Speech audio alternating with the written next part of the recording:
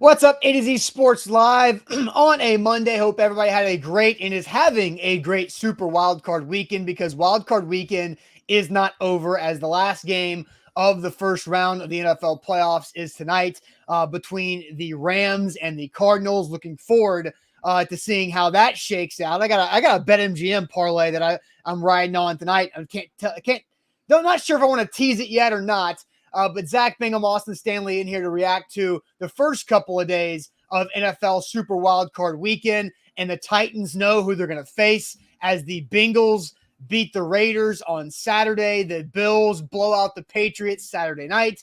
And then the Chiefs take the Steelers to the woodshed on Sunday night. And so the Titans and Bengals will face off in Nissan Stadium, 3:30 Central Time on Saturday. Looking forward to that.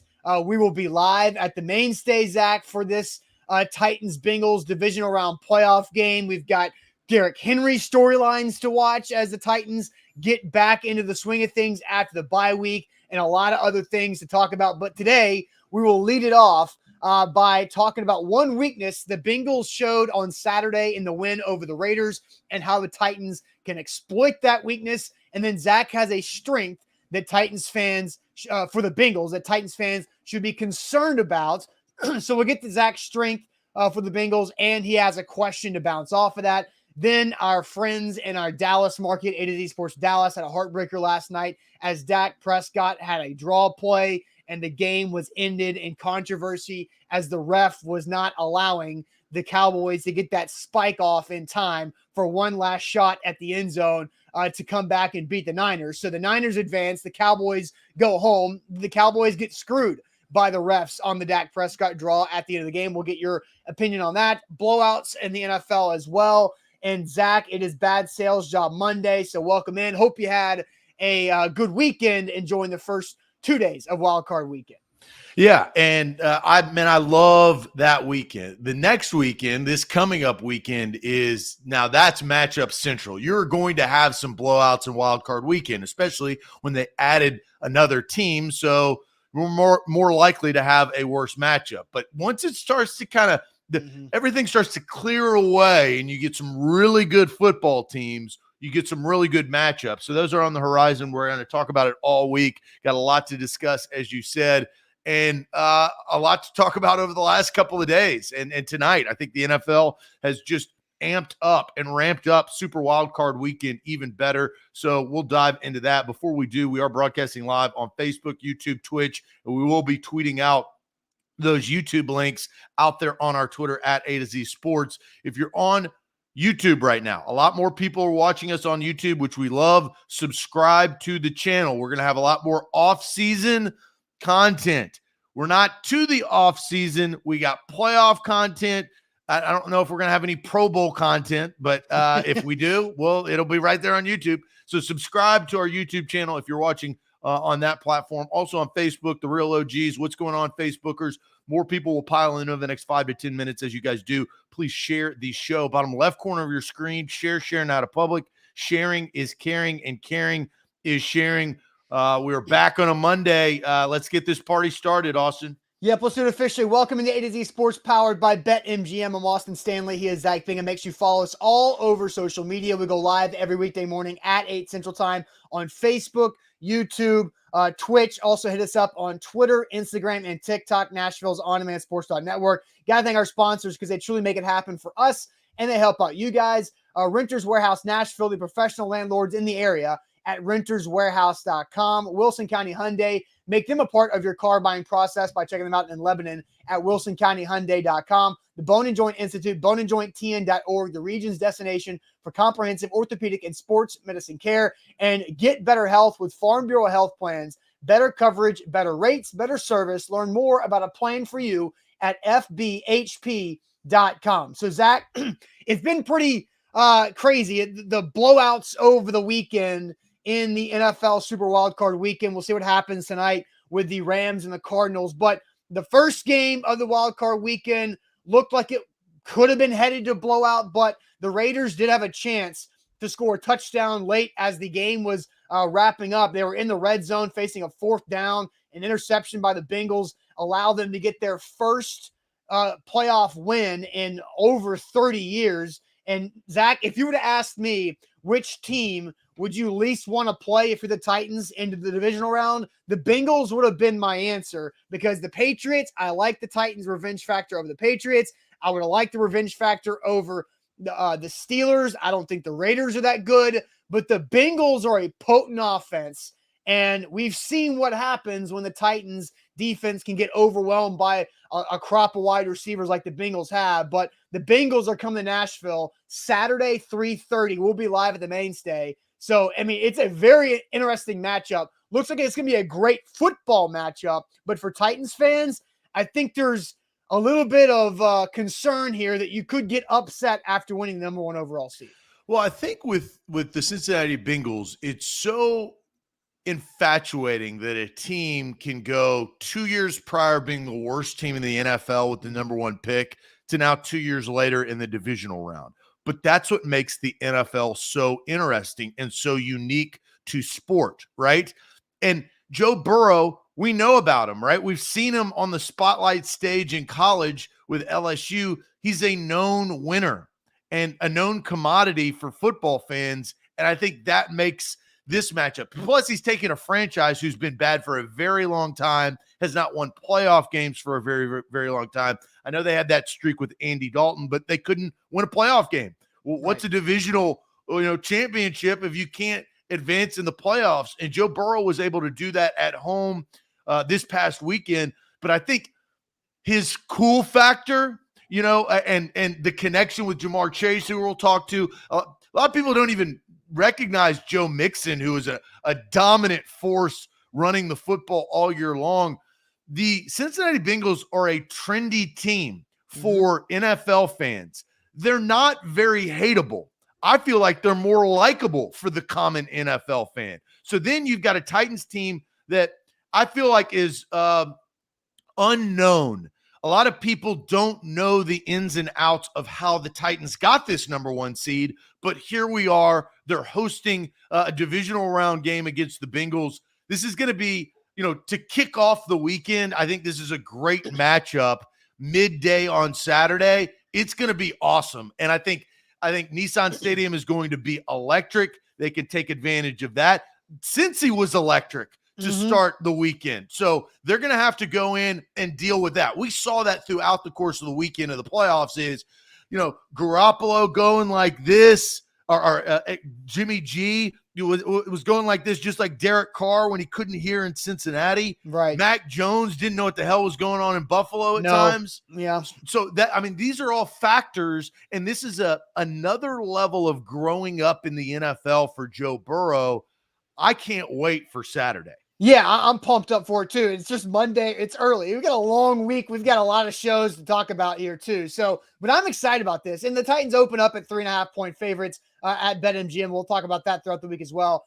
But there is something that I saw in the Bengals on Saturday is that they had some significant injuries in that win over the Raiders. Now they were able to, succeed and survive and advance against the Raiders in a game that came down to the wire.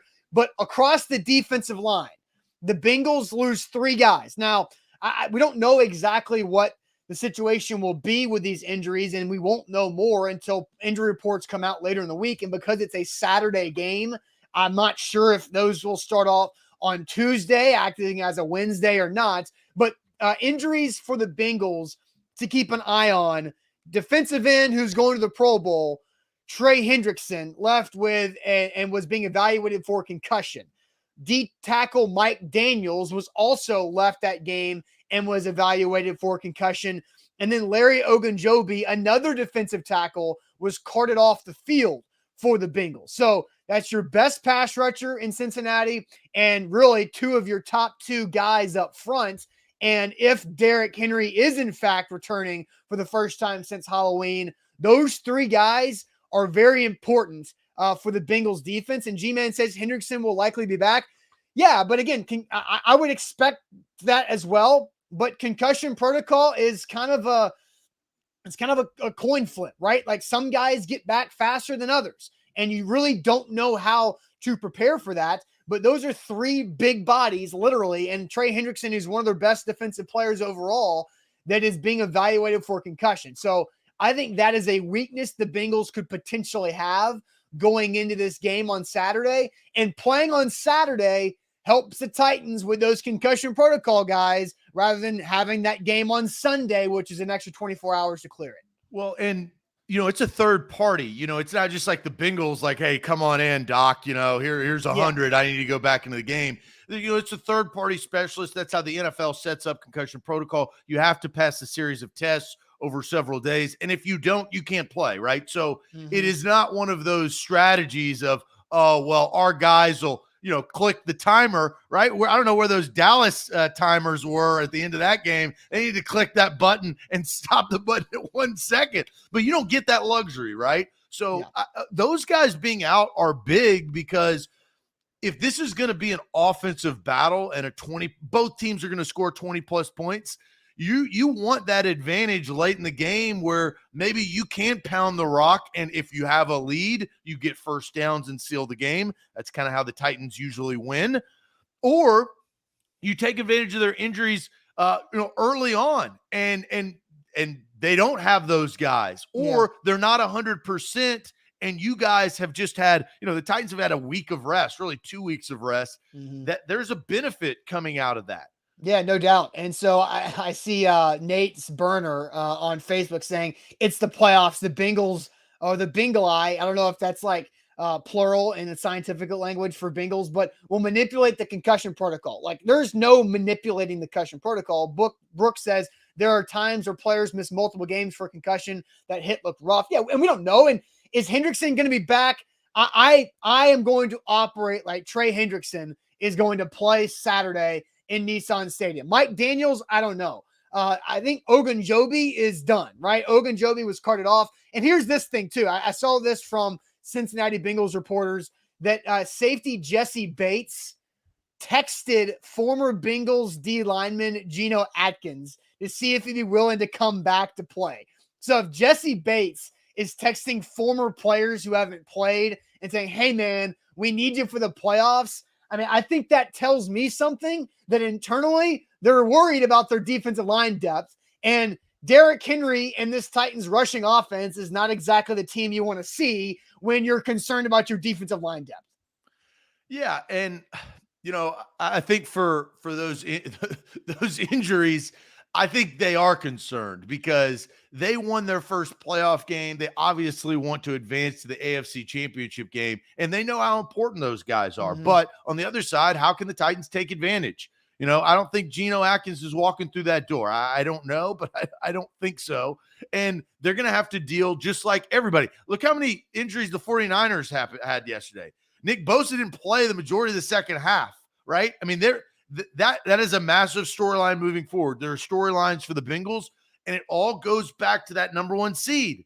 Nobody got hurt this weekend, as we know, for the Tennessee Titans. Right. That you take advantage of that, or the Green Bay Packers. So what are they going to do this coming week with their health being at a better clip than these Bengals are? Yeah, no doubt. A to Z Sports here live on this Monday. So we've gone through the one weakness I saw of the Bengals potentially having with their defensive line depth being shaky with several injuries across that defensive front for Cincinnati. Zach, you have one strength for the Bengals that could cause for concern in this NFL playoff matchup with the Bengals coming to Nashville against the Titans here on Saturday at 3:30 kickoff at Nissan Stadium. But real quick, let me tell you guys about the Bone and Joint Institute, boneandjointtn.org, the region's destination for comprehensive orthopedic and sports medicine care. Whenever you get hurt in life, make sure you know who to go to, you know who to trust. That's the folks and the dozen of doctors there at the Bone and Joint Institute, boneandjointtn.org. I did see, because of the weather here we have in Nashville on this MLK morning, that the Bone and Joint Institute was opening a couple hours late. So if you had an early appointment, 9 o'clock, you'll be able to get in there, even with the crazy ice and snow that we got yesterday. So boneandjointtn.org. Don't forget about BetMGM. BetMGM, they had a huge weekend over the weekend with sports betting. I know a lot of other people did too. It was a blast tonight. You can, if you lost money over the weekend, this is your Monday night savior to come back and maybe hit it on the Rams or on the Arizona Cardinals with some prop bets. I don't know how you prefer, but BetMGM offers all of them. Use that promo code right there on the screen. They are the king of sports books. All right, so Zach, what is this strength for the Cincinnati Bengals that you think should be concerning for Titans fans? Well, everybody saw it. I'm not stating anything that people didn't know, and that is Jamar Chase. Mm-hmm. Jamar Chase is deadly, and he's deadly in different forms. If you look at what he's been able to do all season, I mean, spectacular. He's a rookie, and he had over 1,400 yards receiving, 13 touchdowns. But the key is, and this is kind of how I like it too, and I'm gonna take a little bit of a throwback, but it has something to do with these Tennessee Titans. You know, Matt Ryan did an incredible job of targeting Julio Jones. No matter what, he found where Julio Jones was. Joe Burrow has that same rapport, and we know why from LSU. He targets him. I mean, it's unbelievable. Over 120 targets this season. And if you look at the last several games, had 15 targets on Saturday. The game before that was the Browns that Joe Roberto implied. But the game before that, Joe Burrow targeted Jamar Chase 10 times against the Baltimore Ravens, and that was a blowout. The Chiefs game in which the Titans got the number one seed or had the ability to get the number one seed, Jamar Chase was targeted 12 times. Here is their strength. It is Jamar Chase's ability to get open and get matchups on lesser corners. This is a problem that the Titans have because they have lesser corners. I don't know what the defensive approach is going to be. Are they just going to stick Christian Fulton on Jamar Chase? Is that going to be a shadow box? Or will you find times where Jackrabbit Jenkins is sitting there running from behind, chasing Jamar Chase? Yeah. So a couple things on this. I don't necessarily know if it's the matchup of the Titans corners versus Jamar Chase that I'm as concerned about. It's the relationship between Burrow and Chase that I'm concerned about. Targets. That's what I'm bringing up. No, it's the Jamar, it's the Christian Fulton or Buster Screen or Janoris Jenkins, Jackrabbit Jenkins can do great in covering Jamar Chase. But the back shoulder timing that Burrow and Chase have, the ability for Burrow to put the ball in a spot where only Jamar Chase can go get it, and Jamar Chase knows that Joe Burrow is going to go put it there. That's what concerns me. It's the relationship with them that I fear, because Jamar Chase is always open. With Joe Burrow throwing the football, Jamar Chase is always open because of those two guys and how much they've worked together. Now, here's an interesting caveat of how much Jamar Chase and Christian Fulton have worked together. So I'm taking this excerpt from The Athletic. But remember, these guys, both high school and college teammates, Christian Fulton and Jamar Chase, high school and college teammates. Imagine playing these two dudes in high school. That's ridiculous. But Jamar Chase saying every day, Christian and I talk about going against each other because it's rare that we go against each other. When we do, it's almost a break or a tie or a one-up. Chase begrudgingly admits Fulton has a slight lead, but Fulton isn't much of a trash talker or showboater. There's a competitiveness to him that got him to this point. And this is talking about when they were both at LSU, as Dave Aranda had a comment there. But Jamar Chase admitting that Christian Fulton currently has the lead over Jamar Chase in their one-on-ones. That's fascinating to me. It's you're getting all these LSU guys back in the division round of the playoffs, and it's pretty incredible. It's going to be a great matchup that if one guy knows Jamar Chase better or as good as Joe Burrow, it might be Christian Fulton. But can you cover him? You may know him. You may be there, but he may be 3 steps ahead. And I think that's what makes this. I mean, I think it is. There's value to what you just said, right? There's value to that knowledge. But at the end of the day, if a guy can get buckets, it doesn't matter, right? And so that leads me And to that's my thing is, again, Fulton could be right there on Jamar Chase's hip. He might have his elbow in Chase's rib cage playing man defense, but all Joe Burrow does is throw it back shoulder and you can't cover it because the relationship is so strong between quarterback and wide receiver. Yeah, that's why you hope Batman and Robin, if you're a Titans fan, comes out and saves Nissan Stadium. Here's the question I want to bring to the table, because I want to gauge the fear factor. We're talking about old school Joe Rogan when he had hair fear factor, not new age Joe Rogan. How worried are you about Jamar Chase? A lot, a little, or not at all? And if you have not at all, I mean, take a long, hard look in the mirror if you're a Titans fan. But a lot, a little, or not at all, how worried are you about Jamar Chase? Because this is the Bengals' strengths. You talk about jungle cats at the bottom of the string. This is their lion. This is their, and I don't know how a lion gets in the rainforest, but somehow Jamar Chase is that dude. And he will find a way. He is a heat-seeking missile. When the ball is in the air, he finds a way to grab it, and he gets a lot of opportunity. So a lot, a little, or not at all. All right, but first, Zach, tell everybody about Farm Bureau Health Plans. I'm curious about how your most recent meeting with Farm Bureau Health Plans went this past week. Yeah, I'm going through the process, which has been, I've probably gone a little bit more through the process because of getting to understand, because we are endorsing them for 2022. But it actually has been a cool experience. I've gotten to know how everything works. And I've got another meeting set this Wednesday, and that's where I'll actually go through what anybody would go through to get their health plan. So fbhp.com, log on there. Better coverage, better rates, better service, over 200 locations.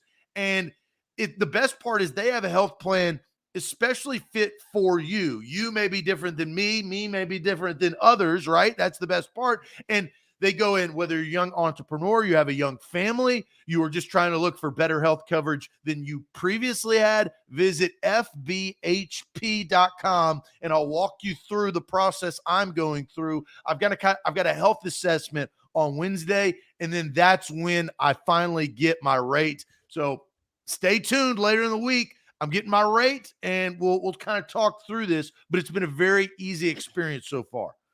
The Titans open as 3.5-point favorites on the BetMGM app against the Bengals. Make sure you download that app today. Use our code ATOZ Sports, and you get a risk-free bet up to $1,000 after your first deposit. Your first bet, risk-free, up to $1,000. We're almost to that year mark, Zach, when you won big because of your risk-free $500 bet. They've doubled the risk-free bet since then over time. So make sure you download the app, use our code again, ATOZ Sports, for risk-free bet up to $1,000 after your first deposit. Visit betmgm.com for terms and conditions. 21 or older, Tennessee only, new customer offer. All promotions are subject to qualification and eligibility requirements. Reward issues on non-withdrawable free bets or site credit. Free bets expire 7 days from issuance. And for problem game support, call the Tennessee Red Line at 1-800-889-9789. Zach, you have a question about Jamar Chase.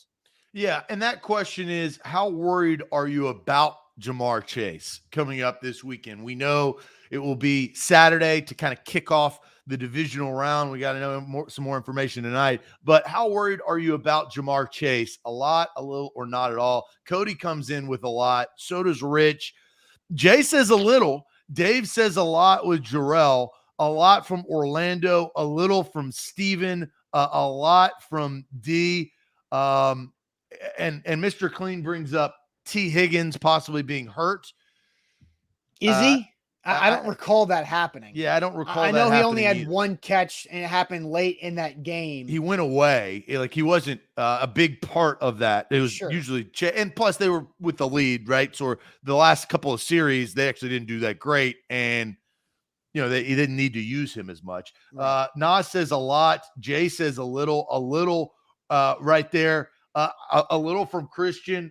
Keelan says a lot from Will Dodson, a lot from Pam, a lot from Van. So it's kind of split because look, Tank Sinatra and Brent coming in with a little, as with Ryan, but you got Jimmy and Thomas coming in with a lot. Where do you think? Are you I'm glad the chat didn't go with not at all. Yeah, because then we would have gotten you there. Well, I think you scared him away from not at all. I am a lot afraid of Jamar Chase because in the playoffs, all it takes is one guy having a superstar, Superman type performance to switch everything around and flip the script. It's not that long ago when the Titans were heavy underdogs on the road in the wild card round, and one dude took over and beat the Patriots. And then the next week, one dude took over again and blew out the Ravens with a great defensive performance, right? So you can have these one guys that just dominate. Deebo Samuel had that type of game to a lesser extent, a little bit yesterday against the Cowboys for the Niners. I'm a lot worried about Jamar Chase just because I think there's potential for the Titans to worry so much about Jamar Chase that Boyd and Higgins and Uzama have big games. Yeah, so there's a lot of weapons. And I looked at, I found this interesting because I was going around ESPN.com this morning preparing for the show. If you just go to like the season stats for the Bengals, it's just gaudy numbers. It's Joe Burrow, 4,600 yards passing, Joe Mixon, 1,200 yards rushing, Jamar Chase, 1,400 yards receiving, Higgins over 1,000 yards, Boyd productive, Uzama productive, just yards, touchdowns all over the place. That's what the Bengals are. Now, against the Raiders, they scored 26 points, but they really didn't have a bunch of yards. Like Burrow threw for 240. Joe Mixon only ran for 48. It wasn't like they only ran as a team for 83 yards. Now they used Jamar Chase. They ran him the ball. They were winning the entire game. No, I know that, but your box score reading again, right? If you're winning the entire game. Hold on. I'm just saying when you look, like, I know I watched the game. I'm just saying looking back at it, the Raiders, I don't think the Raiders are that good of a team. And so they got into the playoffs however they did. I wish they would have taken a knee so we didn't have to watch the Steelers last night. But the Raiders are not that good of a team. But the Bengals, while they won the game, they got a lead and kind of sat on it. And I'm not box score scouting. I'm just saying that game for the Bengals was not as explosive as they've been this past season, where their longest play was only like 29 yards by Uzama. Be it what you think about the Raiders is what it is. The fact of the matter is the Raiders earned their way in, and they were a good enough team to get in the playoffs. And once you're in the playoffs, if there isn't a huge discrepancy, like you referenced the Steelers and the Chiefs, which we all knew what was going to happen, or the Bucks and the Eagles, which we all knew what were going to happen. Talk about money. I won a ton of money with Tampa Tom down there yesterday, so I appreciate that. It's going to be close. It was a 4-5 matchup, Austin, right? Yeah. This was going to be a close game. It wasn't a blowout. The reason why Jamar Chase I would fear him a lot, and I will reference the biggest game of the Bengals season and the AFC, and that was Bengals hosting the Chiefs. If you watched that game in their entirety, chat, I'm talking to you. If you watched that game, the Chiefs were up 21-7. They were up 24-17. They were leading at halftime. The reason why Jamar Chase is so deadly is the comeback factor. Because we've always said that if the Titans get up, the recipe is you sit there, you do all of your work in the first and second quarter, and then you run Derrick Henry and be efficient on third and short in the second half. That's what you have to do. That's not a luxury against the Bengals because of the Jamar Chase and Joe Burrow connection. So I think a lot is the correct answer. I also think that the Raiders earned their way in, and I wasn't surprised that that was a good game. And Joe Mixon, if you've watched him throughout the course of the season, he gets you two ways. And watch the Bengals game, and you'll probably see this on Saturday. He gets you in two ways. Burrow draw plays because everybody saddles up thinking they're going to pass, and split screens, fake handoff, drop down to Mixon. He gets a ton of first downs through the screen game. So you got to watch those two plays, and that helps the offense entirely. But a lot is the correct answer because of how, it's just Jamar Chase jumped on the scene like a badass. mean, kind of Randy Moss-ish. I don't want to put him in that same category because Randy Moss was such a badass for so long, especially starting out his career. But I mean, this guy's yeah, deadly. yeah, and like you said, no lead is safe against these Bengals, right? Like you might think that you have the ability to get a couple score lead on the Bengals and think you've got it in the bag. You don't.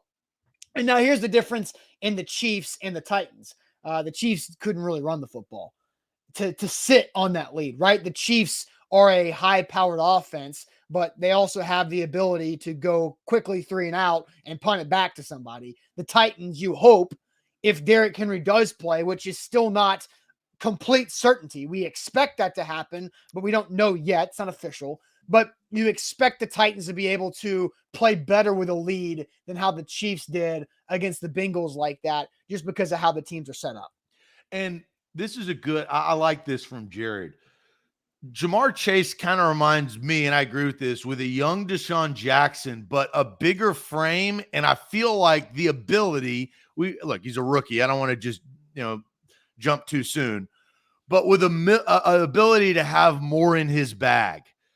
Deshaun Jackson had a lot when he was, young career. He's now older, but I see that same sort of playmaking ability of a young Deshaun Jackson. I like that comp, as they say, from Jared with Jamar Chase. Yeah, he's definitely more physical. Like the fact that I don't think he's quite Deebo Samuel physical, as they were trying to make that sound. I don't know who anybody. I've never even seen anybody like Deebo Samuel. No, he's one of my favorites. Like he's great. Big draft crush that I had, Deebo Samuel coming out of South Carolina. But it like I don't know why on Saturday on that broadcast they were like, yeah, Jamar Chase is like Deebo Samuel. Like, no, they're very different, but they're both really good, but they're not exactly the same type of athlete there too. So again, I think there's a lot to worry about when it comes to Jamar Chase because Zach, you mentioned he torched the Chiefs when the Bengals got down early. He came back and put up 11 catches for 266 and 3 touchdowns, averaging over 24 yards a catch on just 12 targets in that game to come for the Bengals to come back and beat the Chiefs to allow the Titans to get the situation. But we shouldn't be surprised. The Titans most likely would have faced the Bengals, right? Like that was going to happen. You felt like I felt like that made sense. And now they've got to go out. I think this is a good test before, if they do in fact win and go to the AFC Championship game, if they play either Buffalo or Kansas City, I'm not trying to get too ahead of myself. Mm-hmm. They at least want to have a test against a high octane offense, right? Like that will put them to the test to say, hey, what's ahead? Either Bills or Chiefs. Well, and they've played so many of these AFC playoff teams this season. They did not play the Raiders or the Bengals, but they played the Bengals last year before Burrow got hurt. So how much value do you have there? And you've got the value of Christian Fulton being, a longtime friend and teammate of Jamar Chase and Joe Burrow to help you out there too. Before we move on, I'll tease something ahead. I have 2 keys to this game that I will harp on throughout the entire week. It literally, if the Titans do these 2 things well, I guarantee a win. I think they're going to win anyway because of what I've said all year. But 2 things, and it is if I put your money down if they can accomplish those 2 things, and you should be able to find out pretty early on in the game. So I'll trickle that out for later in the week. But you cannot even come back at what I will say with these 2 things because they're so correct. Well, I mean, we've got a long week. It's just Monday at 8:40, so we've got a long release them, but I'm not going to do that today. Now we've got 5, including today, 5 morning shows. Buck has 4 more primetime shows. Plus, we've got podcasts on the network, and we've got our pregame show live from the mainstay for this playoff game. Titans hosting the Bengals. All right, so let's talk about this real quick. Did the Cowboys get screwed by the refs on the Dak Prescott draw at the end of the game? Did the Cowboys get screwed by the refs on the Dak Prescott draw at the end of the game? But first, Zach, tell everybody about Wilson County Hyundai. Yeah, Wilson County Hyundai is where you need to go to get your next ride. It's that simple. You see at the bottom of the screen the Palisade and the Sonata, four-door sedan and SUV. That full-size SUV, which is a Palisade, you got great deals on it. Both Austin and I have test-driven those cars. Man, sleek, fuel efficient, cost effective, all of the above when it comes to the Hyundai Palisade. Visit Payne Bonin and his team, and they will hook you up with the perfect make and model for you and your family. Don't forget, download the BetMGM app. Use our code ATOZ Sports. You get a risk-free bet up to $1,000 with your first deposit, with your first bet after your first deposit. So hit that up. BetMGM. Download that app. Use the code ATOZ Sports. I got a teaser parlay going tonight, Zach.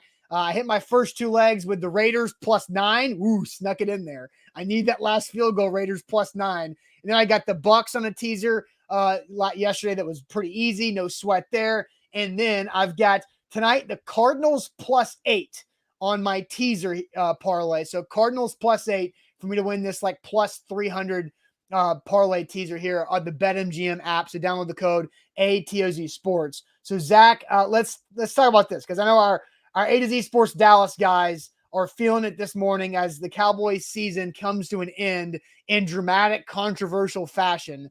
Did the Cowboys get screwed by the refs on the final Dak Prescott draw play in that game? So the situation, Dallas has the ball, 14 seconds left, 0 timeouts on the 40-yard line. Dak Prescott runs a draw down the center of the field as the Cowboys were bracketing, the Niners were bracketing the sidelines. Dak Prescott slides down. They get set up. Offensive line, I saw it on the clock this morning again. The Cowboys O-line and Dak Prescott were there with 4 seconds left on the clock. Referee runs into Prescott and the center, messes up the ball, moves it back and forth, and the clock runs out. The Cowboys lose. Did they get screwed or not by the ref?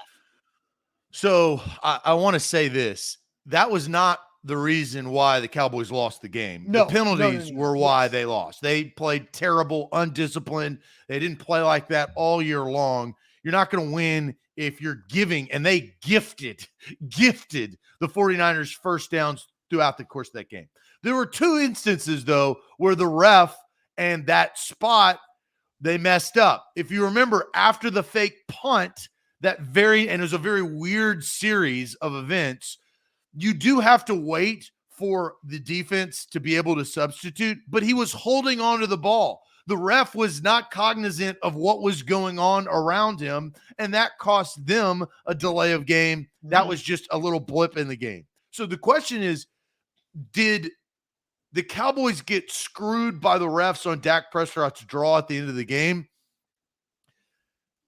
The refs screwed them out of an opportunity for one more play. Yeah, which is the question, right? Yes, the Cowboys got screwed. Right? My answer is yes, they did. Because as a ref, you cannot run into the quarterback and center who are trying to get set. I understand you have to touch the ball. That is not the core. But they literally impeded the ref and the whole situation, the process, because the ref ran his ass into the quarterback and center.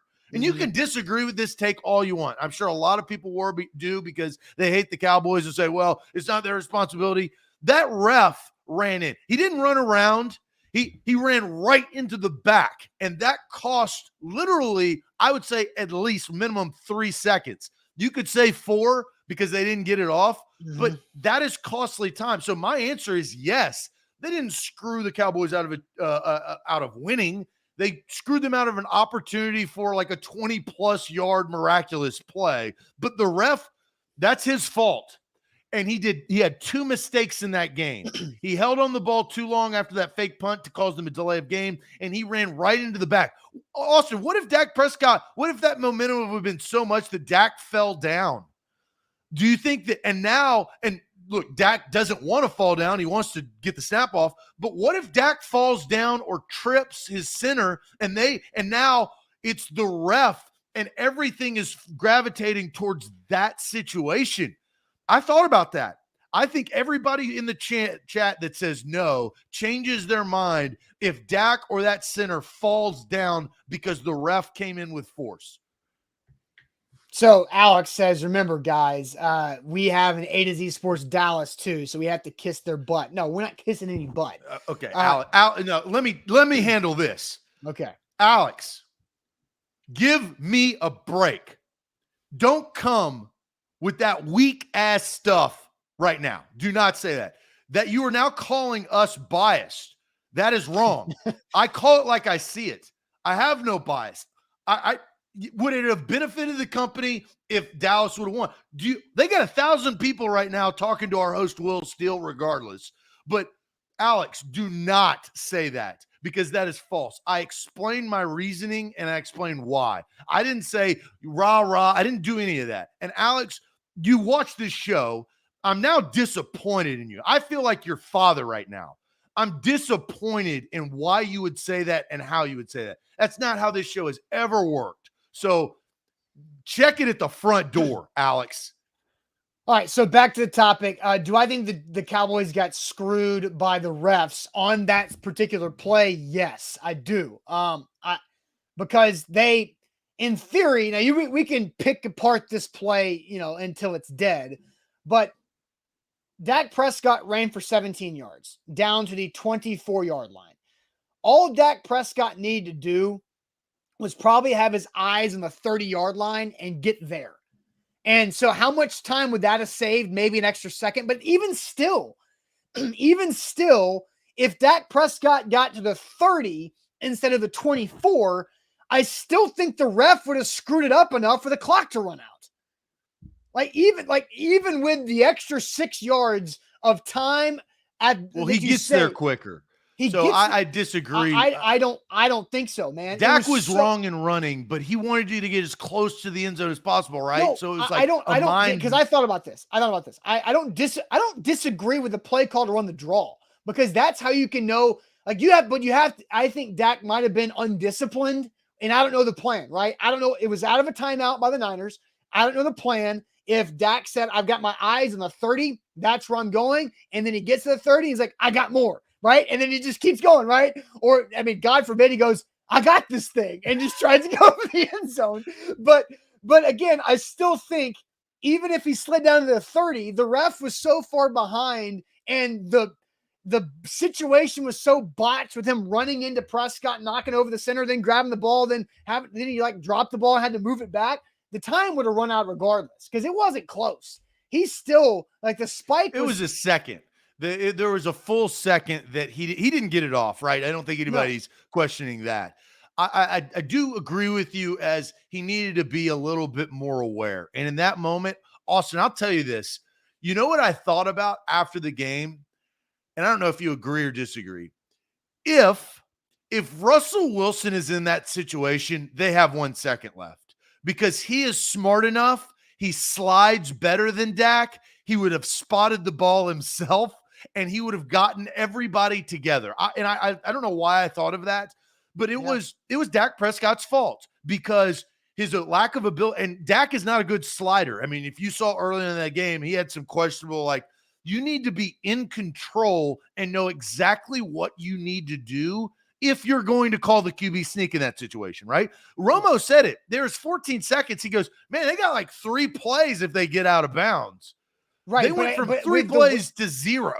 But with the way the Niners were defending the sideline, I didn't hate the idea. The execution wasn't good. And really, if the ref didn't run into everybody, they would have spiked the ball with 1 second left and had one shot from the 24-yard line. But the ref ran into everybody. The ref ran into 3 people. That's why I say, if they would have fallen down, this would have been an all-ref show. You talk about pandemonium, and because now you don't even get a chance to snap it. That was a big deal that they kind of just got moved out. And, they're professional men. They're grown-ass men. It's a center who's 300 pounds, right?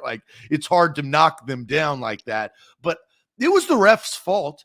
I don't think it changed the outcome of the game. I don't see the Cowboys winning because they have one play. One snap from the 24.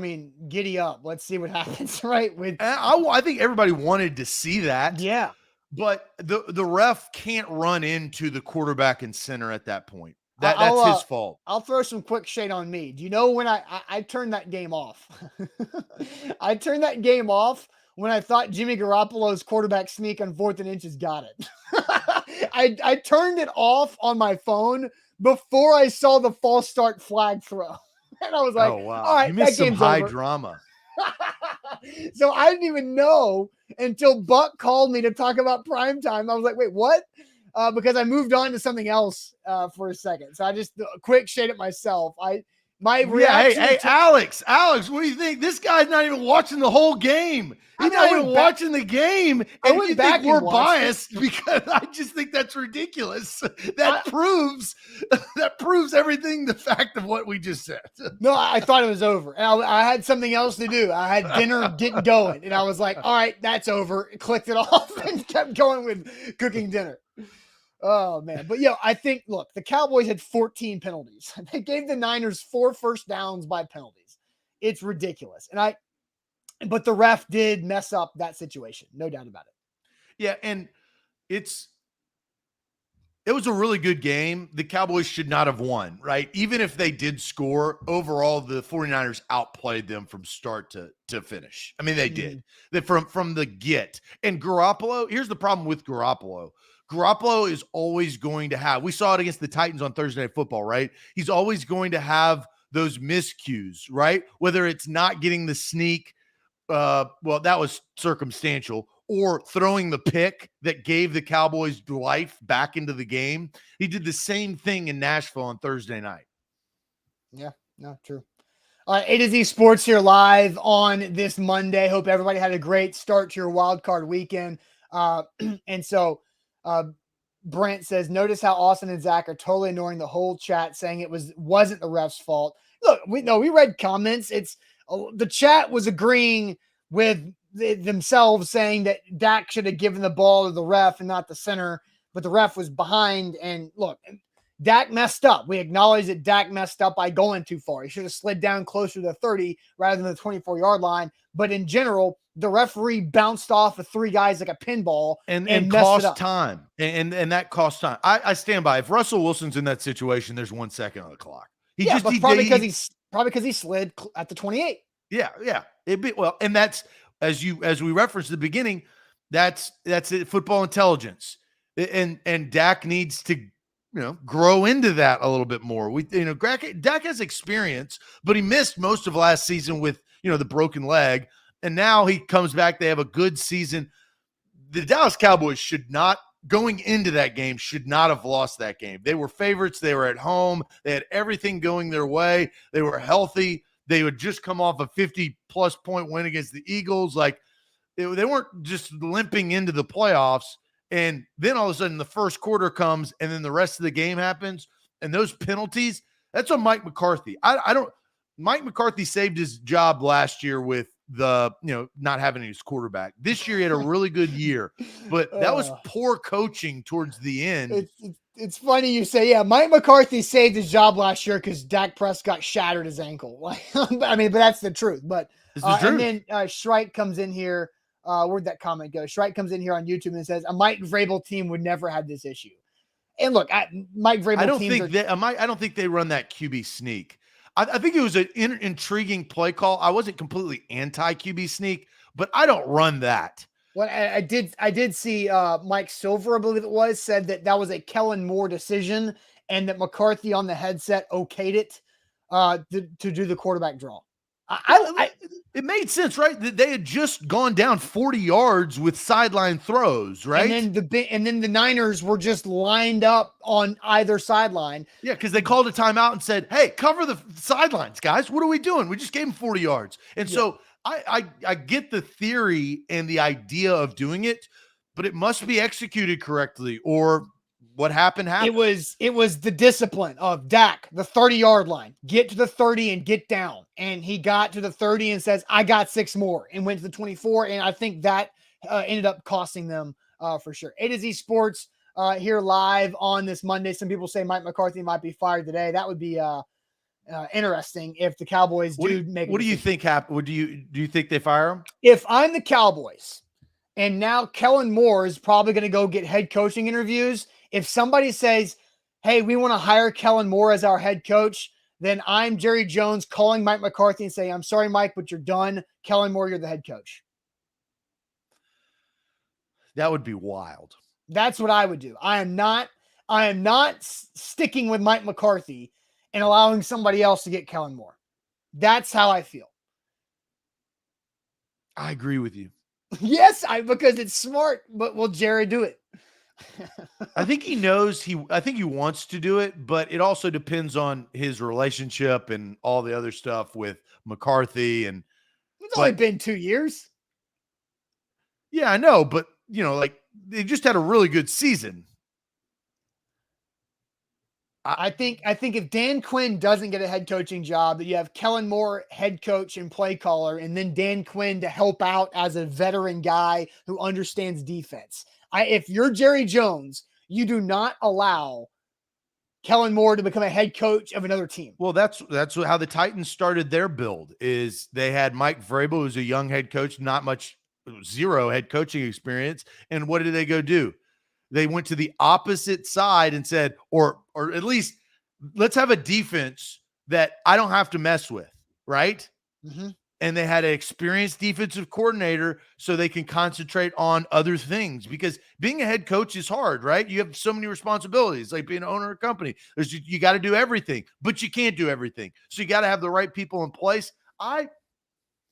I like that idea. I think I fire Mike McCarthy. And I did not think I would say that this morning. If Kellen Moore gets an offer somewhere else, then you have to do that. Now, David says Austin continues to obsess over the offensive coordinator position. Love his consistency and focusing on the OC. Look, it's quarterback and play caller, man. That's what the NFL is today. Quarterback and play caller. You got to have both of them. And if you think you got a good play caller that you don't want to lose, then you got to make him the head coach, because that's the only way you're not going to lose him to somebody else. You got to have Luke, go through the NFC coaches. All of them? LaFleur, offensive minded. Shanahan, offensive minded. Both the guys playing tonight, Cliff Kingsbury and McVay, offensive minded. Bruce Arians, offensive minded. Yeah, that's the entire NFC. You said NFC. I was like, all 16?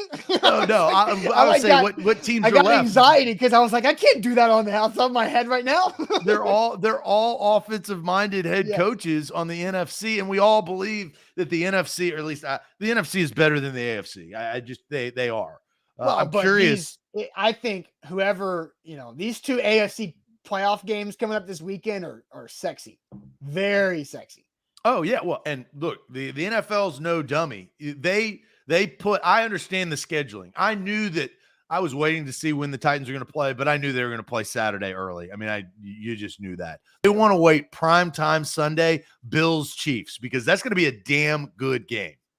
Fireworks. Hopefully the Chiefs have enough fireworks. I don't know if you heard that. They ran out of fireworks last night.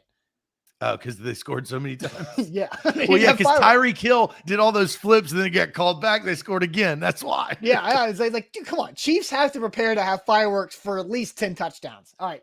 A to Z Sports here live on this Monday. Hope everybody had a great weekend. We're back here on a Monday. Big week ahead as the Titans host the Bengals on Saturday at 3:30 Central Time at Nissan Stadium. We'll be live for our game day shows at the Mainstay. Saturday's going to be crazy. So we're going to have a great week leading up to it with all of our content. But it is time, Zach, for Bad Sales Job to wrap up this Monday show. But real quick, let me tell you guys about Renters Warehouse. They're the professional landlords in the area. RentersWarehouse.com is where to go to find out how much your home can rent for. So many different ways you can use Renters Warehouse to your benefit, whether create extra cash flow for you and your family or being the landlords for you. You don't have to be the landlord. You just be the owner. You get the money. They do all the work. It's one low fee every month for them to do everything for you. You get the money. You get the equity. You get the long-term retirement planning by being a rent estate owner with Renters Warehouse, doing all the work for you at renterswarehouse.com. Yeah, don't forget BetMGM. Download the app today. You could download that using the promo code. You get a risk-free bet up to $1,000. You see that promo code right up there on the screen. ATOZ Sports, their title sponsor here on the morning show. You can win money. It's Monday. Going to get a free bet at some point today. So probably going on an NFL future. I got to go and see how many NFL futures I have. But that's the kind of thing that BetMGM offers you right there. Use the promo code ATOZ Sports. And as Austin said, we're going to be live there in the Mainstay. So get ready all day Saturday. It's going to be a fun day, but we got a lot of time, a lot of week left until kickoff.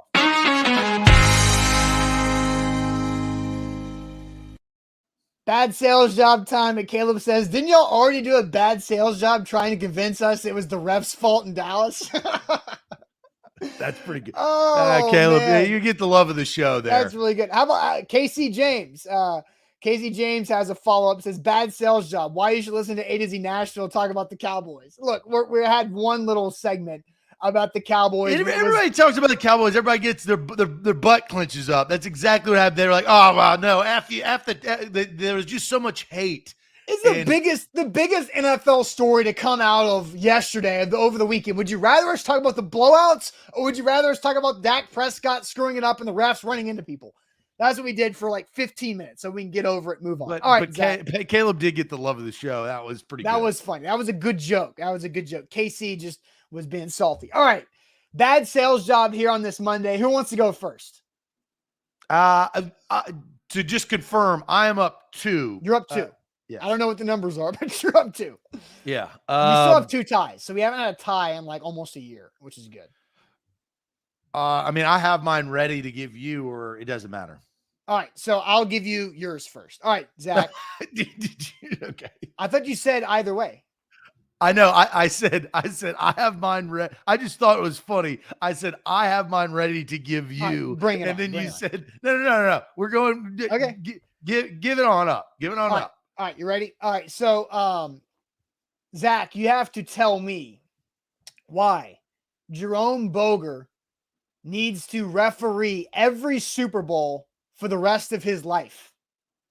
Jerome Boger needs to referee every Super Bowl for the rest of his life.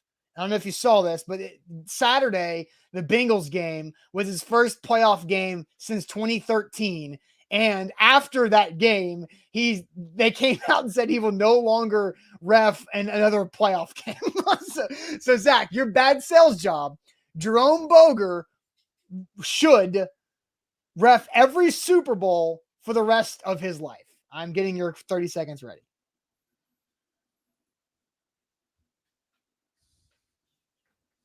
I'm ready when you are. On your first syllable.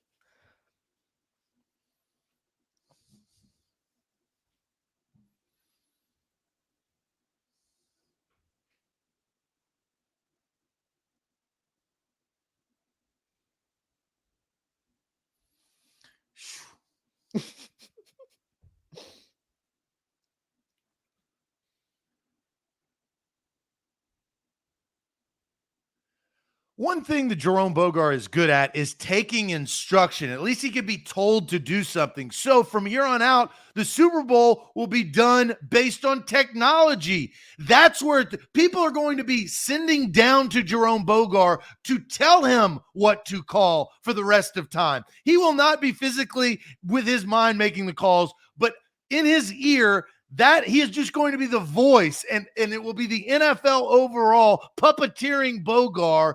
They've just chosen him. All right. That is Zach's effort for why Jerome Boger should umpire, referee every Super Bowl for the rest of his life. I mean, God, that was tough. All right. Austin. So it's been a long time. Oh, I got it. That's not bad. Thank you. All right. I'm putting you to the test, Austin. We have not seen Derrick Henry in a long time. So, Austin, you have to convince us why this weekend Derrick Henry most likely is going to play. You need to tell us why Dante Foreman should get 90% of the snaps on Saturday over Derrick Henry. Why Foreman should get 90% of the snaps on Saturday over Derrick Henry playing this weekend on Saturday, the return of the king?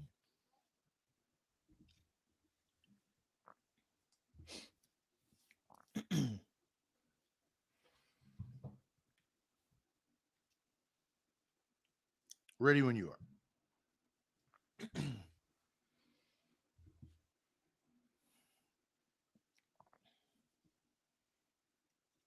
Look, Deontay Foreman has been a certified weapon for the Tennessee Titans over the last couple of months of the season once he got going. And if you think about it, the first time we saw Foreman bust on the scene for the Titans was in Cincinnati against the Bengals when he had a lot of success spelling Derrick Henry. Henry's not ready yet, or they would have activated him off the IR yet. Right now, he's still designated to return to only practice. He's not ready, or he would have played against the Texans. So allow Foreman the hot hand to keep on rolling in the playoffs against the Cincinnati Bengals.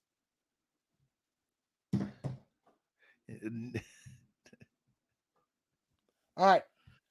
Who won? All you got to do, you don't have to type anything but 2 words. Austin or Zach? Zach or Austin? Austin or Zach? Zach or Austin? I don't want any other. I don't want a complete sentence.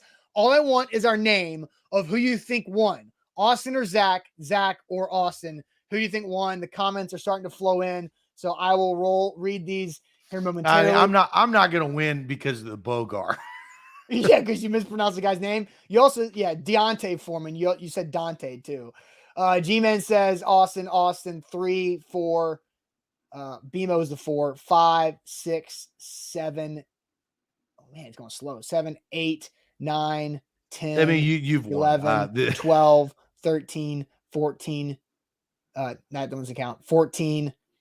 15, 16. Ah, dang it. I was trying to see if I swept you again, but no, I'd already seen that I had gotten the call. I just wanted to see if I could get to 20 without 1, because it was 20-1 is what I got there. That was one of the best ones that you've done, as far as not sales job of like the option. Yeah, that's tough, man, because nobody likes Jerome Boger. Nobody. That guy's terrible. Terrible. So I still up 1. I thought you had a good approach. I probably would have done the same thing as I thought about it. The technology is the only way to go with Jerome Boger. Yeah, well, he's just so bad, and it's so fresh, and everybody watched that game, and like that was the worst officiating game of the weekend, right? Bar none. And so, yep. Because what the hell? Like, why is the whistle being blown? Like, I don't understand how. What I think happened is Joe Burrow's foot hit the hash, and I think his mind messed up and thought white on shoe. Whatever. So that's so bad. Like, why would you, like, blowing the whistle is your last resort? Didn't we learn that from the Music City Bowl? Didn't we learn that the whistle doesn't end the play? It's just a tool to use to end the play later. Like, how ridiculous is this? Like, how come as like NFL officiating and football officiating in general has gotten worse? Well, the one thing the NFL has done is they've put rules in place to at least not completely stick to the rule, and there is some give for human error. That was a human error. They got the call correct, in my opinion. And then, but did you see the referee? I guess it was Boger who was asked. I think it was Boger or maybe somebody else from the officiating crew who was asked by the pool reporter who lied. And the referee said the whistle was blown after the touchdown was caught. Like, we don't all have ears and we all can't hear. Like, we all heard it.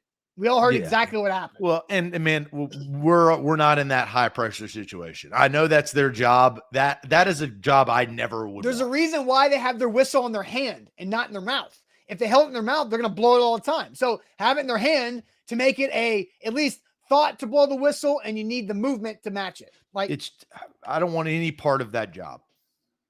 I don't either. And I think there's a reason why when you go all the way down to like youth sports and high school sports, they can't find anybody to officiate games because nobody wants to do that because at the top, they're all terrible. Well, and let's just call sports fans what it is. It's just this massive mob of people that have instant replay, have slow motion, have sound that are just sitting on their couch drinking beer, eating wings, that have an opinion, and now they can jump on their Twitter and be like, "Oh, this guy sucks. This is not even close." Like, right? We all do that now. Which, in the 90s that wasn't a thing. Like you'd get upset, but the only person that you'd hear was your dad cussing at the television from the bad call, and then you sit back down. Like the Eagles Bucks game today or yesterday, I saw Jason Kelsey, the center for the Eagles, got called for a hold on a screen. That was a really good play. They got called back. He didn't hold him. The dude just fell down, and that ruined. It was like a 30-yard swing. Like it's there should be ability to officiate, like Zach said, without people and just use technology to officiate. That should eventually. Yeah, but they haven't embraced that. I mean, they still have the chain gang, right? Like they haven't embraced the concept of that, which I'm okay with. It is authentic football. I think once it gets to technology and you have lasers and all of this other stuff, which eventually will happen, I think that just needs to take time. And humans will make mistakes, right? I mean, we all know that. It is 100% of the time a human will make a mistake in every walk of life. It's just hard when 16 million people are watching you make that mistake live against their favorite football team that they've been, that they got a fan cave for, and you screw them, right? That's totally. A tough scene. Totally. All right, guys. Great show on this Monday. It's going to be a huge week, massive week for the Titans as they host the Bengals Saturday at 3:30. Again, we'll be live at the Mainstay, 2 blocks away from Nissan Stadium. If you're not going to the game because the game is sold out, I saw a real quick note. I did see the actual Titans were sending out messages on social media saying that Titans fans beware of ticket scammers. The game is sold out, so beware when you're trying to buy tickets to this game that there wouldn't be fake potentially. But if you're not going to the game, come hang out with us at the Mainstay right there in East Nashville, 2 blocks away from Nissan Stadium. Great spot to watch the game. It's going to be awesome. So we'll be there for that game. Our pregame show will start at 3 o'clock for this 3:30 playoff kickoff. So a lot of coverage throughout the entire week. The A to Z Sports Podcast Network will have more. Buck Rising, A to Z Sports Prime Time tonight at 8 p.m. Central Time. And also hit us up on A to Z Sports Nashville.com for all of our Titans coverage and our Cowboys coverage. So we got plenty of that on there too. All right, guys. We'll see you tomorrow on a Tuesday. Have a good Monday. Adios.